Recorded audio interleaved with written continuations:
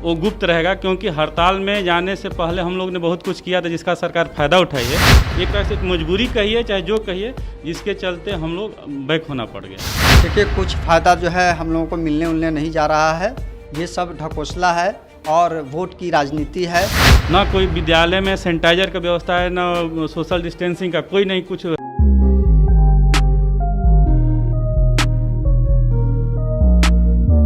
नमस्कार, भारत लाइव देख रहे हैं आप। आज हमारे गियर में जो है बिहार के दो बड़े गुरुजन आ गए हैं। अगर गुरुजन की बात करें तो इनका बहुत सारा मांग था। नियोजित शिक्षक हैं बिहार के, बहुत सारी जो मांग थी इनको लेकर के वो लगातार आंदोलनरत हो रहे थे, लगातार बातचीत कर रहे थे, सरकार के खिलाफ विरोध प्रदर्शन में थे। लेकिन नीतीश कुमार ने इन लोगों को जो एक वजह जो दे दिया था कि आप विरोध प्रदर्शन कीजिए स्कूल को छोड़ करके, तो नीतीश कुमार ने उन विरोध प्रदर्शन का जो वजह था, मुख्य वजह, उनको ही समाप्त कर दिया। यानी कि इनके नाम से जो नियोजित का जो शब्द था नियोजित शिक्षक में से, उसमें से नियोजित को अलग कर दिया और उसको शायद पाकिस्तान भेज दिया।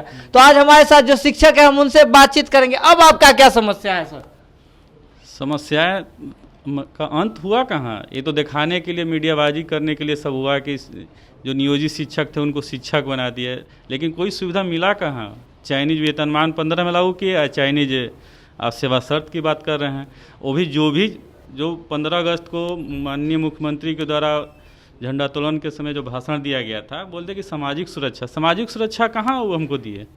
सामाजिक सुरक्षा, ये तो जो ईपीएफ की जो बात कर रहे हैं, ईपीएफ तो अवमानना का कोर्ट में केस चल रहा था। उस कोर्ट के अवमानना को पालन अपने बचाव के लिए ईपीएफ दिए हैं। वो भी ईपीएफ का जो हम लोग को राशि दे रहे हैं, जब 2021 में अप्रैल होगा, अप्रैल में हम लोग क्या करेंगे, कहाँ रहेंगे, सरकार इनकी रहेगी कि नहीं रहेगी, कौन जानता है। तो बात तो उन्होंने तो साफ कर दिया ना कि 2000 उनको वोट दीजिए और फिर आपको तो मिल ही जाएगा ईपीएफ। माने बाबा मरेंगे अभी, आज भोज खाएंगे 2021 में, ई कहाँ का थू है? अब ईपीएफ में जो भी दे रहे हैं, जो राशि भी दे रहे हैं, उसमें भी बहुत बड़ा घोटाला कर दिए। कैसा घोटाला कर दिया? अब बोल रहे हैं कि जो आपका मूल वेतन का जो राशि होती है ईपीएफ में, कि 12% जो है मूल वेतन का 12% राज्य सरकार चाहे केंद्र सरकार अपना जमा करती है। हाँ। अब उनके द्वारा मात्र 15,000 रुपया का ही 12%, मैंने 1800 रुपया देकर पूरे बिहार में एक बताया गया कि हमने बहुत बड़ा काम कर दिया। बड़ा काम तो क्या, कुछ नहीं किया। कोर्ट से बचने के लिए सब काम कर रहे हैं, और तो दूसरा काम तो इसमें कुछ दिखाई नहीं दिया। हमको क्या मिला इसमें? तो अब क्या चाह रहे हैं आप, मतलब और क्या चीज़ चाहिए अब? और सरकार अगर बात करें 2006 में नीतीश सरकार जब से आई, तब से आप लोगों के लिए तो लगातार जो है उसमें कर रही है, वेतन में वृद्धि कर रहे हैं। 2006 से नियुक्ति लगातार जारी की हुई है। उसके बाद 60% तक जो है अभी जो आपके जो वेतनमान में है उसमें बढ़ोतरी कर दी गई। तो अब मतलब कितना चाहिए सर? 60% आप बात कर रहे हैं। वो आए थे 40,000 की नौकरी करके, उनको आज मिला 2.5 लाख रुपया, तो उनका तो 10 गुना बढ़ गया। हमको जब उस तरह से जोड़ रहे हैं, 15 साल में उनको 10 गुना बढ़ गया, तो हमारा भी तो जो 6 में था उसका 10 गुना कर देना चाहिए था अभी तक। वहाँ तो कटौती कर दिए। केंद्र सरकार से पैसा लेते हैं, हमारे पर 25,000 रुपया देते हैं, हमको 17-18 रुपया, उसमें भी घोटाला कर दिए। केंद्रांश का ही पैसा से अन्य योजनाएं इनके द्वारा चला जाए। बिहार सरकार अपनी योजना दे कहाँ रही है? अपनी पैसा हमारे ऊपर खर्चा कहाँ की है बताए तो? अब कहिएगा तो आरटीआई का रखा हुआ है, हम लोग आरटीआई से मंगाए हैं कि कितना वो खर्चा करती है। हम लोग को लगा था कि जब हो सकता है कि इतना दिन का जो पाप पुण्य 14 साल से हम लोग के साथ कर रहे हैं, जो शिक्षा के लिए कहते हैं कि गुणवत्तापूर्वक शिक्षा की जो बात कर रहे हैं, तो गुणवत्तापूर्वक शिक्षा में हमारे पैसे कटौती कहाँ तक है? हमारा क्या परिवार नहीं चलेगा क्या? आप कह रहे गुणवत्तापूर्ण शिक्षा में बात कर रहे थे, आप पैसा की कटौती की बात कर रहे थे, लेकिन एक जो बड़ा सवाल आता है, बिहार में जैसे शिक्षक हैं, बिहारी शिक्षक हैं, उन पर लगातार आता रहता है, ये सवाल उठता रहता है कि बिहार में वो शिक्षा का जो स्तर है, शिक्षा की जो गुणवत्ता है, उसमें भी वो कटौती करते हैं। तो क्यों कटौती करते हैं आप लोग? देखिए, कटौती की अगर बात होती तो इतना अच्छा रिजल्ट जो आया है बिहार बोर्ड का, चाहे इंटर का हो चाहे मैट्रिक का हो, और जहाँ तक गुणवत्ता की बात है, अगर गुणवत्ता नहीं रहती इतना बड़ा रिजल्ट नहीं होता। और पूरे देश में जो है बिहार का परचम लहरा रहा है। आप देख रहे होंगे कि बीपीएससी में 82% विद्यार्थी जो है पास किए हैं, तो कहीं ना कहीं से बिहार से वो जुड़े हुए रहे हैं। तो बिहार का ही शिक्षा दिया हुआ है, बिहार का ही शिक्षा का गुणगान करना चाहिए, और टीचर को ही गुणगान करना चाहिए कि इतने बड़े संख्या में और इतना ज़्यादा मात्रा में आपको राज्य ही नहीं पूरे देश में शिक्षा का गुणगान हो रहा है बिहार का, और उसमें जो है कहीं ना कहीं नियोजित शिक्षक का बहुत बड़ा योगदान है। सेवा शर्त लागू करने वाली बात हो रही है, नीतीश सरकार तो कह रही है हो गई अब सब कुछ, अब क्या? अरे बाबा मरियन तो बैल भी कहियन, वही वाला बात है। वो वोट की राजनीति कर रहे हैं। कोरोना काल में हम लोग जो है हड़ताल कर रहे थे। कोरोना के चलते हम लोग आत्मीय व्यवहार के कारण, मानवता के कारण जो है हम लोग हड़ताल से वापस आए और यह सोच करके आए कि समान काम के समान वेतन के मुद्दा पर सहानुभूतिपूर्वक मुख्यमंत्री हमारी बात को सुनेंगे, शिक्षा जगत को कल्याण करेंगे। लेकिन यहाँ कल्याण की बात नहीं है। कोरोना काल में हम लोग सरकार को जिस तरह से साथ दिए और अभी तक जो साथ दे रहे हैं, तो उसका जो है प्रतिफल हम लोगों को नहीं मिला। और हम लोग आशा कर रहे थे कि नीतीश जी हम लोगों के लिए समान काम समान वेतन लागू करके जाएंगे। लेकिन ये तो जो सेवा शर्त लागू हुआ है वह छलावा है, उसमें जो है बहुत त्रुटियां हैं। अभी जो है आप स्थानांतरण का जहाँ मामला ले लीजिए, स्थानांतरण का जो मामला है वो आधा अधूरा मामला है, समझे कि नहीं? तो सरकार तो ये कह रही है कि आप जो है आप कहीं से कहीं ऐच्छिक स्थानांतरण जिले वो तो कह रही है तो महिला के लिए अलग और पुरुष के लिए अलग, ऐसा कहीं व्यवस्था होता है? पूरे विश्व में खंगाल करके देख लीजिए, ऐसा कहीं व्यवस्था नहीं है कि स्थानांतरण जो है पुरुष का अलग होगा महिला का अलग होगा। व्यवस्था में पुरुष के लिए जो है कर दिए हैं कि म्यूचुअल ट्रांसफ़र करेंगे, समझे कि नहीं? अब टीचर जो है उस उलझन में पड़ जाए और सेवा शर्त की मामला को भूल जाए और जो है ये शिक्षा व्यवस्था को चौपट करने वाली व्यवस्था है, स्थानांतरण वाला व्यवस्था। महिला जो है कहीं से कहीं जा सकती है और पुरुष जो है जहाँ है वहीं पर रहें, और नहीं तो जो है अपने लिए जो है टीचर ढूंढते रहें कि पूर्णिया में जो है हमारे जो है टीचर जो है वहाँ पोस्टेड हैं, तो हमको अगर पूर्णिया जाना है तो वहाँ के टीचर को यहाँ आना है, पटना आना है यदि, समझे कि नहीं? तो इस मामले में आपको आत्मनिर्भर बनना है। आत्मनिर्भर क्या बनना है, समझे कि नहीं? इसमें तो जो है आपको मतलब पूरे चक्रव्यूह में रच दिया है और पुरुष जो है कहीं जा ही नहीं सकते हैं, कहीं किसी का ट्रांसफ़र होगा ही नहीं, समझे कि नहीं? महिला को भले हो सकता है लेकिन पुरुष का तो कल्याण होने वाला नहीं। तो गुरुजी हमको ये बात बताइए, 2020 की अगर बात करें तो 2020 में जो है आप कितने दिन जो है आप स्कूल में नजर आए? लगातार ज़्यादा समय तो हड़ताल में ही गया है। ये कौन कह दिया? हड़ताल जिस दिन मेरी मांग थी उस दिन हड़ताल में गए। हड़ताल के बाद लगातार अभी कोरोना काल में सब लोग घर पे आराम कर रहे हैं, पदाधिकारी फरमान निकाले हुए हैं, शिक्षक जाके एडमिशन लेता है जी। ना कोई विद्यालय में सैनिटाइजर का व्यवस्था है, ना सोशल डिस्टेंसिंग का कोई नहीं कुछ है, सिर्फ कहने के लिए कि हम सब कुछ का व्यवस्था करें, लेकिन न डीओ सुनता है न डीएम सुनता है। और जब हमारा कोई भी शिक्षक अगर तबीयत खराब है तो बोल देता है कि होम क्वारंटाइन हो जाइए। अच्छा, एक और बात, जैसे आपने होम क्वारंटाइन की बात कही तो हमें एक बात तुरंत याद आ गया, एक प्रसंग याद आ गया जो पुरातत्व अगर बात करें पुराने जमाने की बात है कि प्राचीन समय में नीतीश सरकार ने, कोरोना का ही काल चल रहा था प्राचीन समय में, ऐसे में क्वारंटीन सेंटर की व्यवस्था की थी। तो उस दौरान आप लोग को पीपीई किट की बात करें, मास्क की बात करें, सब मिल रहा था? कुछ नहीं, आजो नहीं मिल रहा है। पुराने का प्राचीन काल का क्या बात है? वो तो पहले ही सब कुछ खाते खाते आ गए हैं, उसी पर ऑर्डर निकालते हैं कि ये करना है ये करना है। हम अपना काम, हमको अपना जान जोखिम में डाल के, परिवार का जान जोखिम में डाल के हम लोग कर रहे हैं। सरकार के नहीं, बच्चों के भविष्य के लिए हम लोग काम कर रहे हैं। जो गरीब गुरुआ के बच्चे हैं उनके लिए हम लोग विशेष काम कर रहे हैं। ये हमारा और बच्चों के बीच में एक रिलेशन है, उसको हम लोग निभा रहे हैं।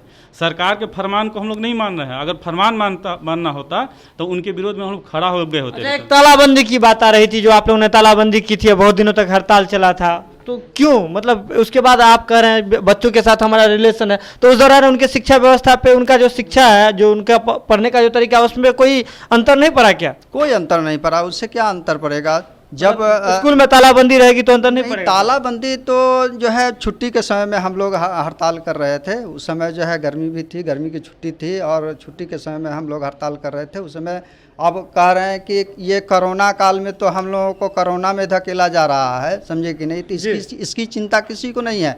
न किसी के पास में पीपीई किट है, न किसी के पास में कोई सुविधा है। अभी जाइएगा कोरोना कंट्रोल रूम में सभी जिला में, तो वहाँ सारे शिक्षक लोग काम करते नजर आएंगे और सब के लिए सामाजिक सुरक्षा का प्रावधान किए हुए ये हैं। बात तो जाहिर सी बात है कि जैसे शिक्षक हैं, आपके भी घर में बच्चे होंगे, आप घर जाते होंगे, तो आपके लिए सुरक्षा के मद्देनजर अगर बात करें कोरोना की, तो कोई अरेंजमेंट नहीं सरकार? कोई अरेंजमेंट नहीं है। जैसे सामाजिक सुरक्षा का जहाँ तक बात जी। है, तो जो स्वास्थ्य कर्मी है उसके लिए व्यवस्था है, जो सफाई कर्मी है उसके लिए व्यवस्था है, या जो और कर्मी जो है जो कोरोना से लगे हुए हैं उनके लिए सारी व्यवस्था है, उनके लिए बीमा उमा सब चीज़ है। लेकिन हम लोगों के लिए कोई बीमा नहीं है, कोई ये पीपीई किट नहीं है, कोई सैनिटाइजर की व्यवस्था नहीं है। सब भगवान भरोसे चल रहा है। और नियोजित शिक्षक जो है उसमें तन मन धन से जो है लगे हुए हैं, ताकि कोरोना में हमारे समाज के लोगों का बचाव हो सके। जी, तो जो नियोजित शिक्षक जो थे, अगर हम बात करें, तालाबंदी की बात आ रही थी अभी, आप कह रहे थे गर्मी छुट्टी के दौरान किए थे हम लोग, तालाबंदी किए थे, तो उस दौरान एक जो बात आई थी सामने कि आप लोग का जो हड़ताल था वो बिना कोई ठोस बातचीत के ही टूट गया था। क्यों टूट गया था सर?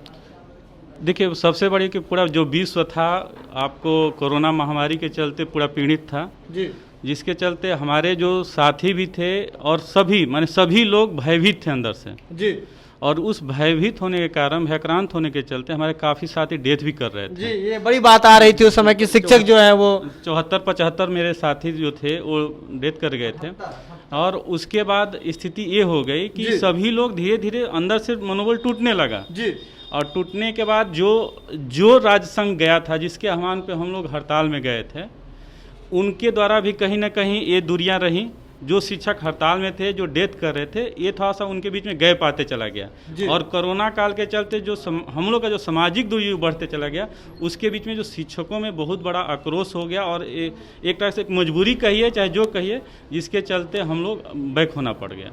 तो और बात करें, एक बार फिर से हम वापस उसी सवाल पे आते हैं। शायद हम उस बात, आपके बात सभी संतुष्ट नहीं हो पाए थे, इसलिए दोबारा आ रहे हैं उसी सवाल पे कि हमको ये बात बताइए कि अगर बात, जैसे आप अपने जो गुणवत्ता है, आपको आर्थिक स्थिति है, उसमें सुधार की तो बात कर रहे हैं, लेकिन बिहार में आप शिक्षा की गुणवत्ता आप हायर सेकेंडरी में दिखा रहे हैं, लेकिन जो प्राथमिक विद्यालय के जो बच्चे हैं, क्या वो बच्चे सभी तरह से आप संतुष्ट हैं? आप अपने बच्चे को उसी स्कूल में पढ़ाना चाहेंगे, सरकारी स्कूल में? 1 to 12 हाँ, सारे के सारे बच्चे जो है गुणवत्तापूर्ण शिक्षा प्राप्त कर रहे हैं। सारे के सारे नियोजित शिक्षक अपने कर्तव्य का अक्षरशः पालन कर रहे हैं। सारे के सारे शिक्षक जो है स्कूल प्रतिदिन अच्छा, जाते ये बात बताइए, आप संघ से जुड़े हुए हैं, संघ में कितने शिक्षक हैं जिनके बच्चे सरकारी स्कूल में ही पढ़ते हैं?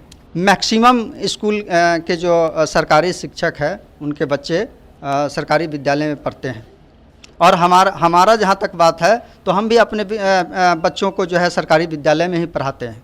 जी, और जो बात आती है, हमें एक और जो सबसे बड़ी बात हम आपसे पूछना चाहेंगे, ऐसे अगर आप बात के, जैसे बहुत सारे हम शिक्षक संघ के नाम सुनते हैं, तो आपको हम बता दें कि हमारे व्हाट्सएप ग्रुप में भी रोज जो है कोई ना कोई नया शिक्षक संघ का ग्रुप बन करके उसमें हमें ऐड कर दिया जाता है। तो हमें बताइए कि नियोजित शिक्षकों के लिए अगर हमें ट्रस्ट करना हो तो किस ग्रुप पे करें? कितने संगठन हैं यहाँ नियोजित शिक्षकों के लिए?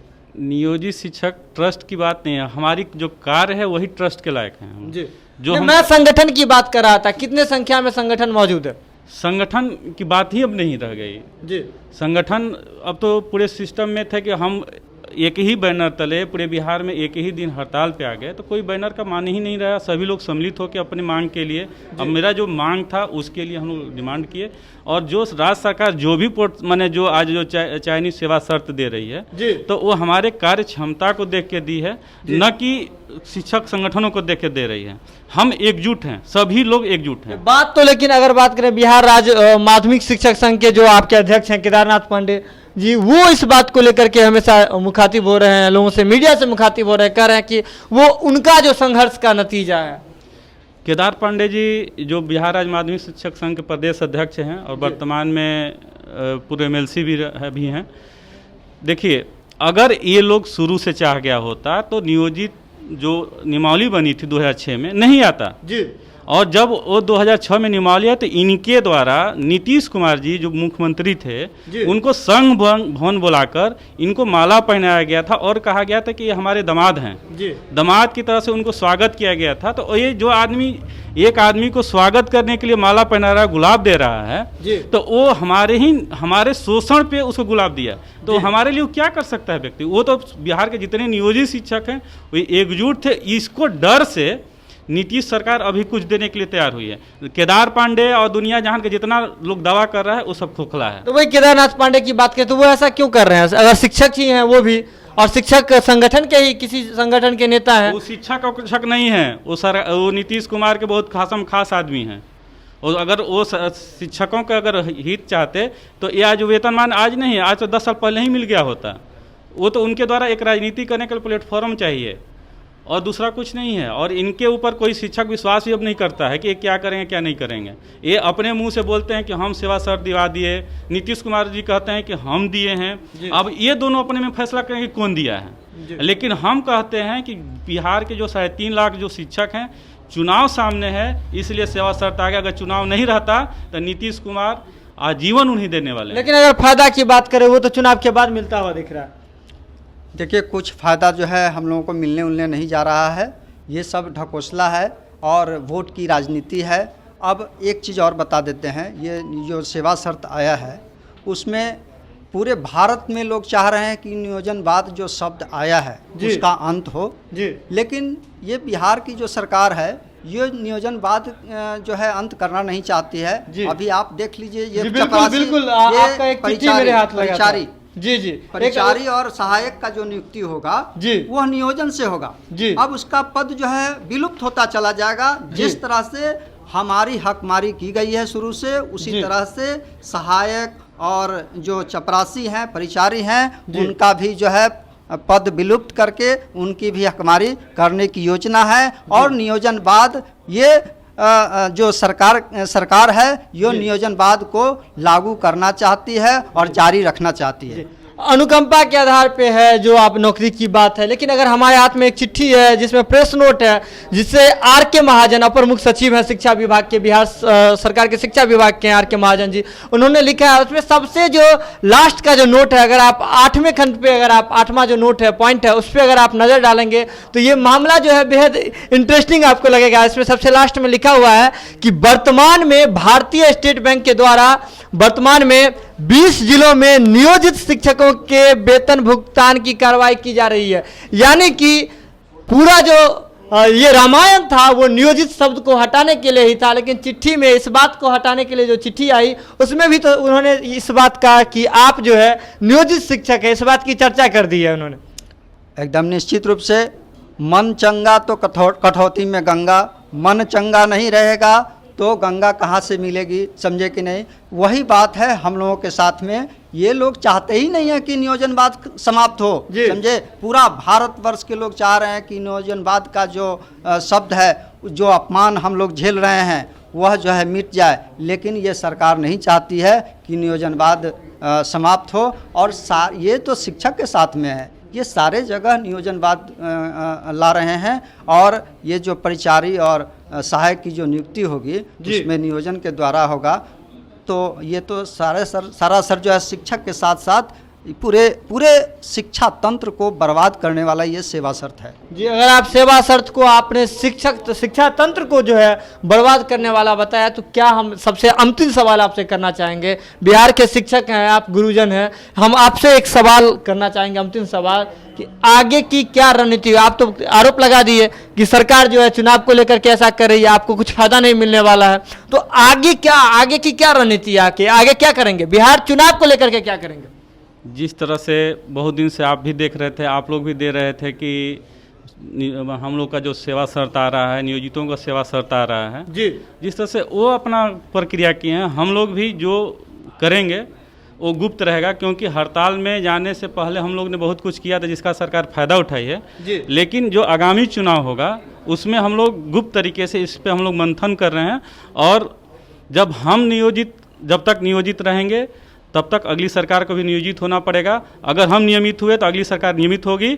अगर 21 अप्रैल की अगर बात कर रहे हैं तो 21 अप्रैल के बाद नीतीश के बारे में हम लोग सोचेंगे, अभी कुछ नहीं सोचना। अभी कुछ नहीं सोचेंगे, यानी कि इस बीच में तो बिहार चुनाव है, तो बिहार के जो शिक्षक गण हैं वो किन के साथ हैं? नीतीश कुमार के फैसले से खुश हैं?